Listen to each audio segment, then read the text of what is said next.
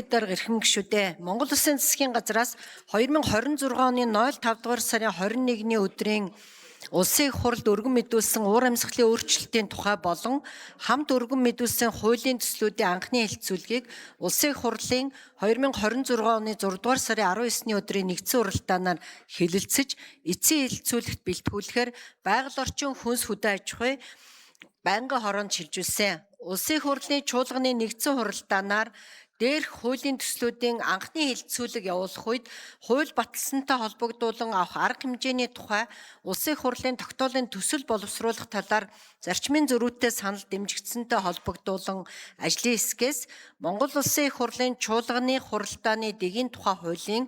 44-р зүйлийн 44-ийн 5 дахь хэсэгт заасныг баримтлан уг тогтоолын төслийг боловсруулсан болно.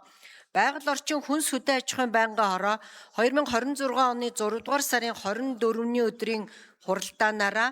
дээрх тогтоолын төслийн анхны хэлэлцүүлгийг явуулах үед гишүүдээс зарчмын зөрүүтэй санал гараагүй тул улсын их хурлын гишүүн Эс Одон Туяа тогтоолын төслийг анхны хэлэлцүүлгээр нь батлах гормын санал гаргасныг хуралдаанд оролцсон гишүүдийн олонх тэмцсэн болно. Улсын их хурлын эрхэм гишүүдээ хууль баталсантай холбогдуулан авах арга хэмжээний тухай улсын их хурлын тогтоолын төслийн анхны хэлэлцүүлгийг явуулсан талаарх байгаль орчин хүнс хөдөө аж ахуйн байнгын хорооны санал дүгнэлтийг хэлсэн тогтоолын төслийг баталж өгөхийг та бүхнээс хүсье. Анхаарал тавьсанд баярлалаа.